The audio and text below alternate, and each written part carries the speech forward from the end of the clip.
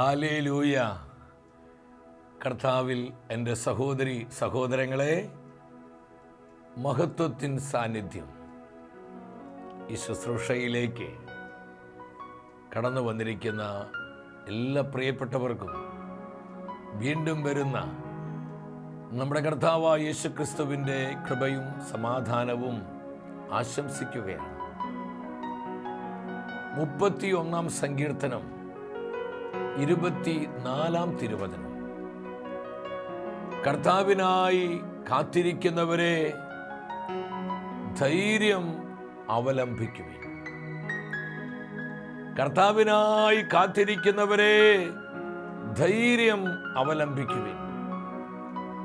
സങ്കീർത്തന വചനത്തിലൂടെ ആത്മാവ് നമ്മോട് സംസാരിക്കുകയാണ്.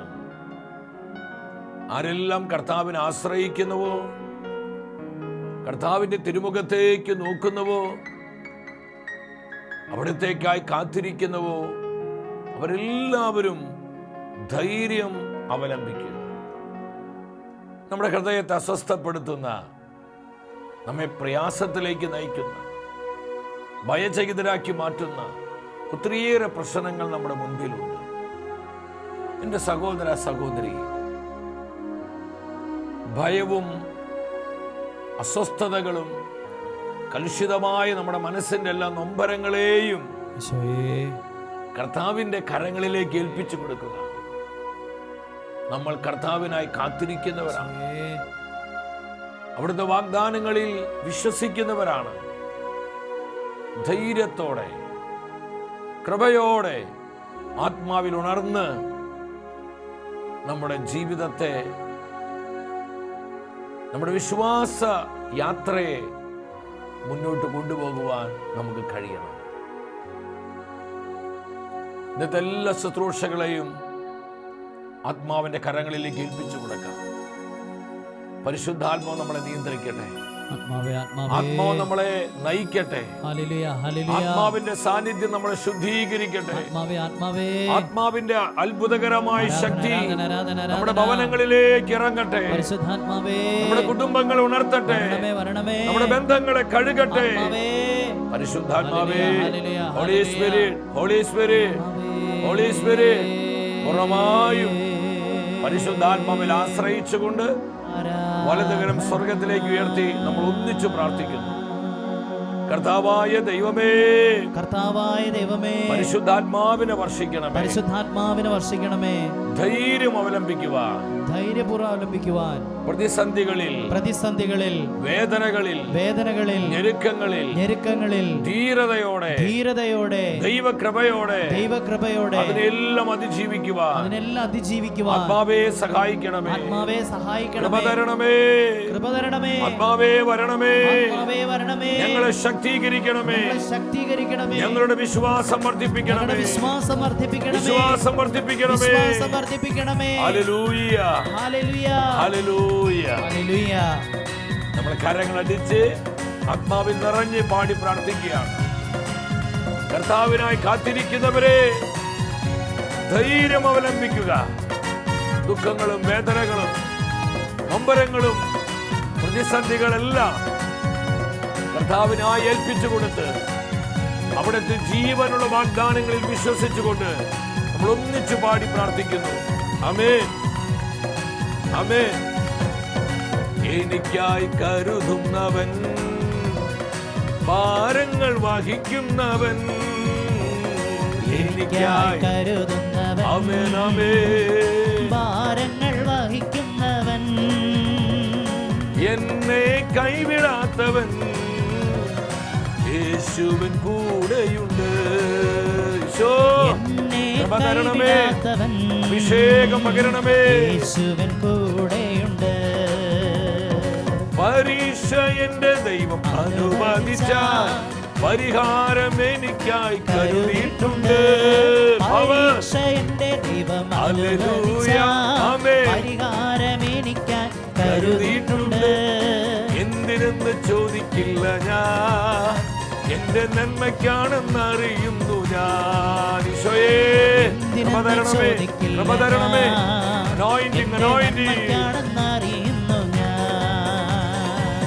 എന്തിനെന്ന് ചോദിക്കില്ല ഞാൻ, എന്റെ നന്മയ്ക്കാണെന്ന് അറിയുന്നു ഞാൻ. ആമേൻ, ആമേൻ കർത്താവേ. ചോദിക്കില്ല ഹല്ലേലൂയ. എന്റെ നന്മയ്ക്കാണെന്ന് അറിയുന്നു ഞാൻ. എനിക്കായി കരുതുന്നവൻ, ഭാരങ്ങൾ വഹിക്കുന്നവൻ, എനിക്കായി കരുതുന്നവൻ, ഹല്ലേലൂയ, ഹല്ലേലൂയ. ഭാരങ്ങൾ കർത്താവേ, കുടുംബങ്ങളിലേക്ക് വഹിക്കുന്നവൻ, അഭിഷേകം ഇറങ്ങട്ടെ. എന്നെ കൈവിടാത്തവൻ യേശുവൻ കൂടെയുണ്ട്. കർത്താവിന്റെ കരം പിടിച്ചു പാടുകേ. എന്നെ കൈവിടാത്തവൻ സാന്നിധ്യത്തിലായിരുന്നു നമ്മൾ ഒന്നിച്ചു പാടി ആരാധിക്കുന്നു. യേശുവൻ കൂടെയുണ്ട്.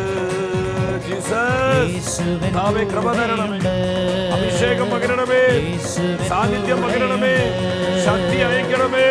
Jesus, Jesus, Jesus. ഇരു കരങ്ങളും സ്വർഗത്തിലേക്ക് ഉയർത്തി ഹൃദയം തുറന്ന് വലിയ ദാഹത്തോടെ ആഗ്രഹത്തോടെ ഒന്നിച്ച് ഉച്ചത്തിൽ വിളിക്കുന്നു. യേശുവേ, ഈശോയേ, ജീവിക്കുന്ന ദൈവമേ, ജീവനുള്ള കർത്താവേ, കൃപ ചൊരിയണമേ, കൃപ വർഷിക്കണമേ. Hallelujah, hallelujah, hallelujah, hallelujah. Anointing, anointing, anointing. ആത്മാവിന്റെ അഭിഷേകം ഇറങ്ങട്ടെ, ആത്മശക്തി വ്യാപരിക്കട്ടെ. എല്ലാ കുരുക്കുകളെയും അടിക്കുന്ന, എല്ലാ കെട്ടുകളെയും പൊട്ടിക്കുന്ന, എല്ലാ ദുഃഖങ്ങളെയും ഒടിക്കുന്ന ആത്മാവേ, ഹോളി സ്പിരിറ്റ്, അനോയിന്റഡ്, ഞങ്ങളെ അഭിഷേകിക്കുക, ഞങ്ങളെ നവീകരിക്കുക, ഞങ്ങളെ ശുദ്ധീകരിക്കുക, ഞങ്ങളെ കഴുകുക. ആത്മാവേ, ആത്മാവേ, ആത്മാവേ. സ്തുതിക്കുന്നു, സ്തുതിക്കുന്നു, സ്തുതിക്കുന്നു, സ്തുതിക്കുന്നു, സ്തുതിക്കുന്നു. Hallelujah, hallelujah, hallelujah. പരിശുദ്ധ അമ്മേ, ദൈവവചനത്തിന്റെ അമ്മേ, ഞങ്ങളുടെ വിശ്വാസ ജീവിതം ദൈവവചന പ്രകാരമാകുവാൻ അമ്മ പ്രാർത്ഥിക്കണമേ. ശ്വാസേ പിതാവേ, സകല വിശുദ്ധരെ പ്രാർത്ഥിക്കണമേ. ആമേൻ. Hallelujah, hallelujah.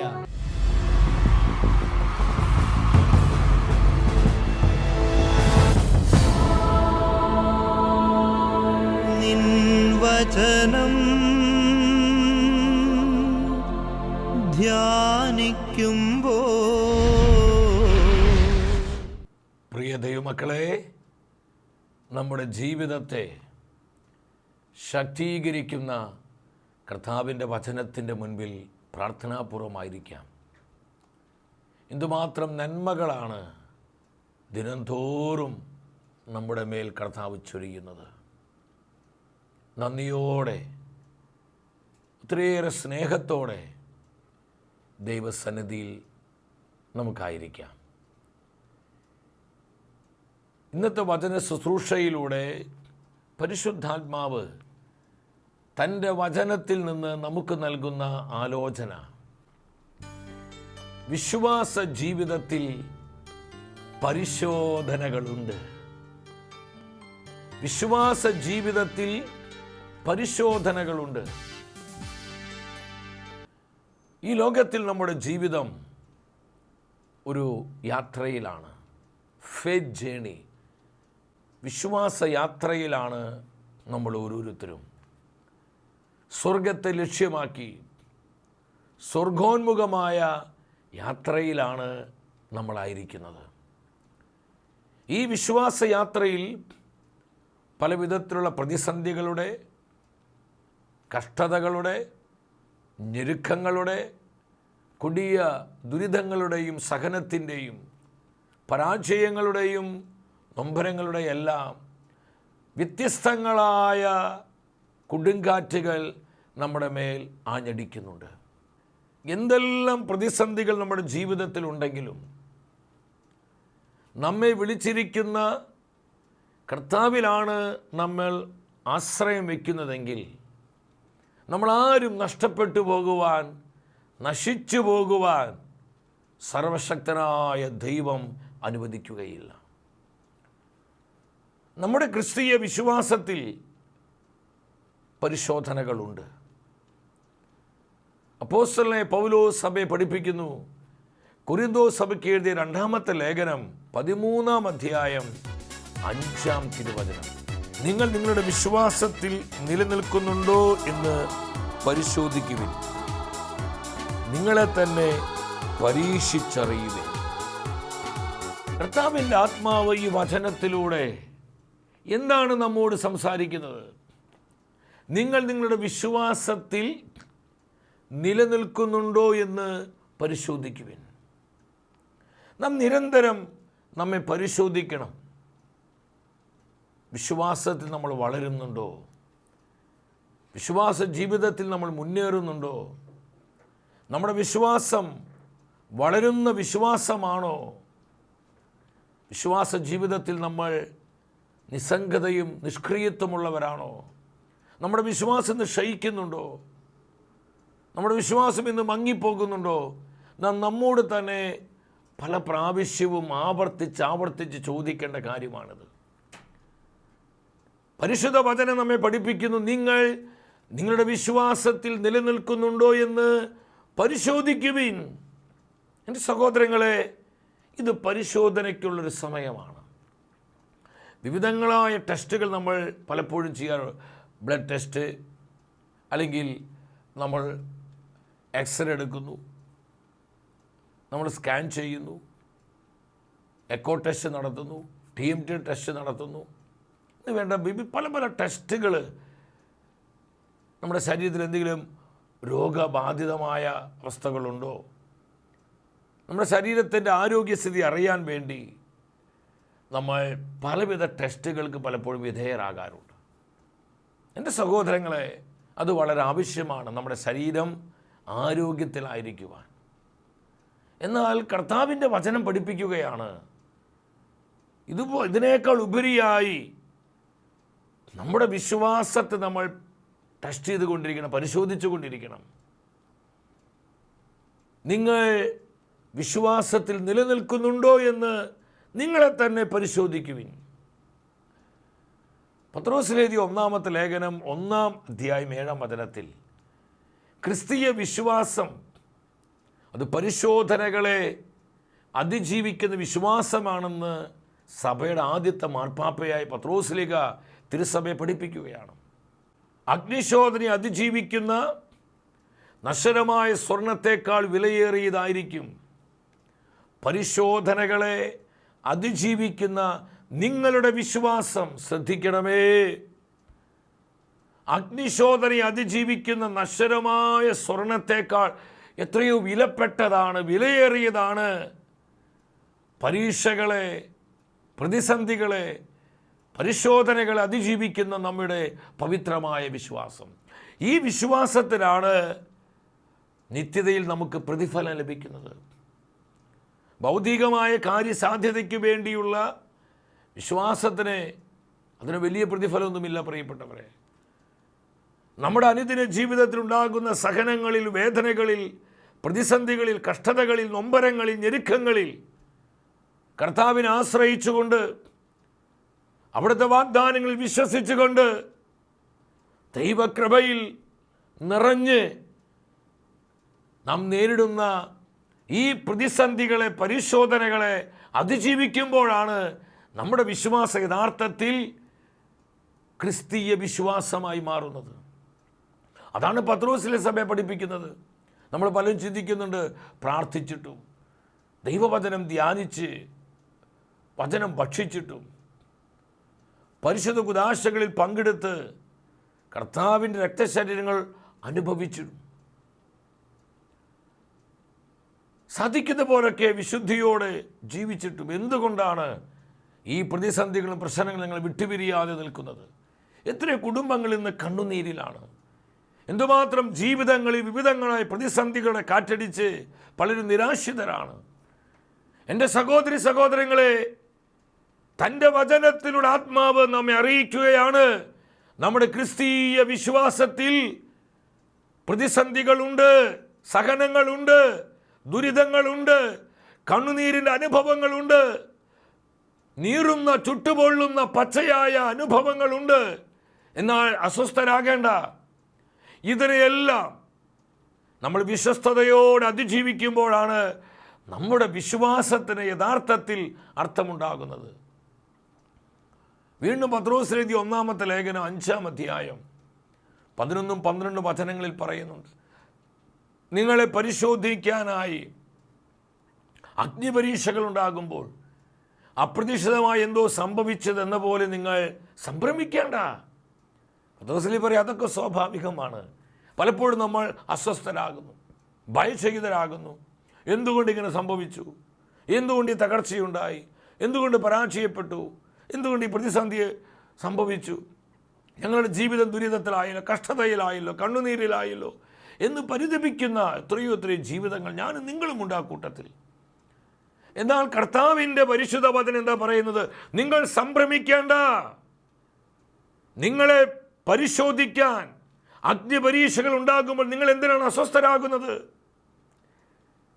പ്രിയ ദൈവത്തിൻ്റെ ജനമേ, നമ്മൾ എന്തിനാണ് ഭയചകിതരാകുന്നത്? ഇതെല്ലാം സ്വാഭാവികമാണ്, സംഭവിക്കേണ്ടതാണെന്ന് ആത്മാവ് നമ്മെ പഠിപ്പിക്കുകയാണ് സഹോദരങ്ങളെ. നമ്മളിത് മനസ്സിലാക്കണം. അതുകൊണ്ട് നമ്മൾ തിരിച്ചറിയുക ഈ പരിശോധനകളിൽ, വിശ്വാസ ജീവിതത്തിൽ അനുവദിക്കപ്പെടുന്ന ഈ പരിശോധന നമ്മൾ ഒറ്റയ്ക്കല്ല, കർത്താവ് കൂടെയുണ്ട്. യെശയ്യാ പ്രവചനം 43:5 പറയുന്നു, ഭയപ്പെടേണ്ട, ഞാൻ നിന്നോട് കൂടെയുണ്ട്. എന്തുമാത്രം നമുക്ക് പ്രത്യാശ തരുന്ന വചനമാണ്. ഒരുപാട് ജീവിതങ്ങൾ മനം തകർന്ന് വിവിധങ്ങളായ പ്രതിസന്ധികൾ മൂലം വേദനയോടെ ഈ ശുശ്രൂഷയിൽ പങ്കെടുക്കുന്നുണ്ട്. എൻ്റെ സഹോദരങ്ങളെ, നമുക്കുള്ള കർത്താവിൻ്റെ വചനമാണിത്. ഭയപ്പെടേണ്ട, ഞാൻ നിന്നോട് കൂടെയുണ്ട്. വിട്ടുപിരിയാത്ത കർത്താവിൻ്റെ സാന്നിധ്യം നമ്മളൊന്ന് അനുഭവിച്ച്, മാറിപ്പോകാത്ത കർത്താവിൻ്റെ വാഗ്ദാനം നമ്മളൊന്ന് വിശ്വസിച്ച്, നമ്മളെ ചേർത്ത് പിടിക്കുന്ന കർത്താവിൻ്റെ വിശ്വസ്തതയിൽ ഒന്ന് ശരണപ്പെട്ടെ. നമ്മൾ എന്തിനാ പ്രയാസപ്പെടുന്നത്? അന്യായമായി നമ്മളെ തന്നെ എന്തിനാ വേദനിപ്പിച്ച് നമ്മളൊരു ദ്രോഹത്തിലായിരിക്കുന്നത്?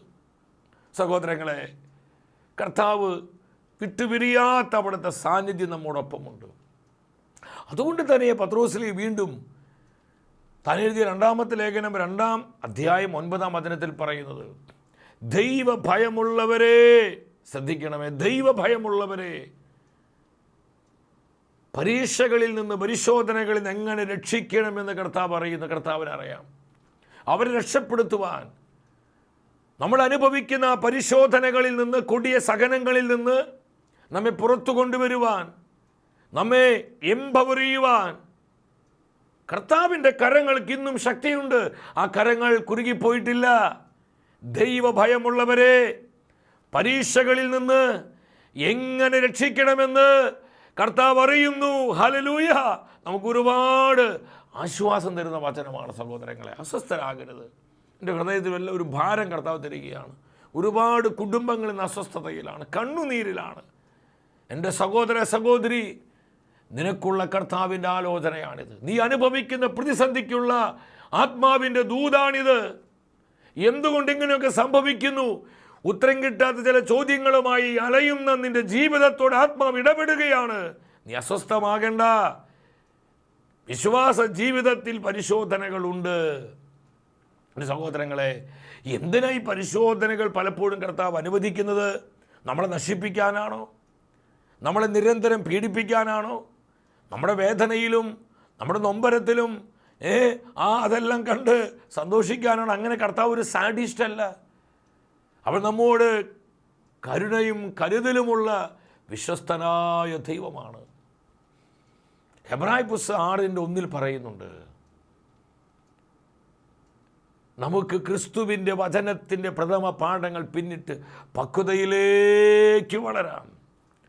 നമ്മൾ മെച്ചൂറാകുക, പക്വതയിലേക്ക് വളരാം. എൻ്റെ സഹോദരങ്ങളെ, വിശ്വാസ ജീവിതത്തിൽ പലപ്പോഴും വിവിധങ്ങളായ പരിശോധനകൾ കർത്താവ് അനുവദിക്കുന്നത് നമ്മൾ ആത്മീയ പക്വതയുള്ളവരാകാണ്. സ്പിരിച്വൽ ആ മെച്യൂരിറ്റിയിലേക്ക് നമ്മൾ മെച്യൂറാക്കുവാനുള്ള കർത്താവിൻ്റെ പദ്ധതിയാണ് നമ്മുടെ വിശ്വാസ ജീവിതത്തിൽ സംഭവിക്കുന്ന പരിശോധനകളും പ്രതിസന്ധികളെല്ലാം. നമ്മൾ പക്വമതികളാകാൻ കർത്താവ് ആഗ്രഹിക്കുന്നു. നമ്മളീ തൊട്ടാവാടി സ്വഭാവക്കാരും ഈ LKG കുഞ്ഞുങ്ങളെപ്പോലെ കൊച്ചു കൊച്ചു കാര്യങ്ങളിൽ കരയുന്നവരും മുറുമുറുക്കുന്നവരും പിറുപിറുക്കുന്നവരും അസ്വസ്ഥരുമല്ല. നമ്മൾ പക്വതയുള്ളവരാകണം. എബ്രായ പുസ്തകം 12:10 പറയുന്നുണ്ട്, ദൈവം നമ്മളെ പരിശീലിപ്പിക്കുന്നത് അവിടുത്തെ പരിശുദ്ധിയിൽ നമ്മൾ പങ്കുപറ്റുവാൻ വേണ്ടിയാണ്. കർത്താവിൻ്റെ പരിശുദ്ധിയുടെ സൗന്ദര്യം അനുഭവിച്ച് ഈ ലോകത്തിൽ നമ്മൾ ജീവിക്കുവാൻ, കർത്താവിൻ്റെ പരിശുദ്ധിയുടെ ആ നിർമ്മലതയിൽ നമ്മൾ ഓരോരുത്തരും വ്യാപരിക്കുവാനാണ് നമ്മുടെ വിശ്വാസ ജീവിതത്തിൽ പലവിധ പ്രതിസന്ധികളും പ്രതികൂലങ്ങളും പരിശോധനകളും കർത്താവ് അനുവദിക്കും. നമ്മൾ നശിച്ചു പോകാനല്ല പ്രിയപ്പെട്ടവരെ. അതുകൊണ്ട് തന്നെ നമ്മൾ വിശ്വാസത്തിൽ പക്വതയുള്ളവരാകണം. നമ്മുടെ വിശ്വാസം ദൃഢമായ വിശ്വാസമായിരിക്കണം. തൊട്ടാവാടി വിശ്വാസമല്ല, ചഞ്ചലിക്കുന്ന വിശ്വാസമല്ല, അല്പവിശ്വാസമല്ല. അത് ദൃഢതയുള്ള, ശക്തിയുള്ള, ബലമുള്ള, നല്ല ഉറപ്പുള്ള വിശ്വാസത്തിൻ്റെ ഉടമകളായി നമ്മളെല്ലാം മാറ്റപ്പെടുവാൻ കർത്താവ് നമ്മളെ വിളിക്കുകയാണ്. ഈ ഒരു വിളിയാണ് ദൈവം നമുക്ക് തരുന്നത്. അപ്പോസ്തലനായ പൗലോസ് സഭയെ പഠിപ്പിക്കുന്നുണ്ട്. കൊരിന്ത്യസ്കാർക്ക് എഴുതിയ 1-ാമത്തെ ലേഖനം 16-ാം അധ്യായം 13-ാം വചനത്തിൽ, നിങ്ങൾ ജാഗരൂകരായിരിക്കുക. നമ്മുടെ വിശ്വാസ ജീവിതത്തെക്കുറിച്ച് നമുക്ക് ജാഗ്രത വേണം. നിങ്ങൾ വിശ്വാസത്തിൽ ഉറച്ചു നിൽക്കുക.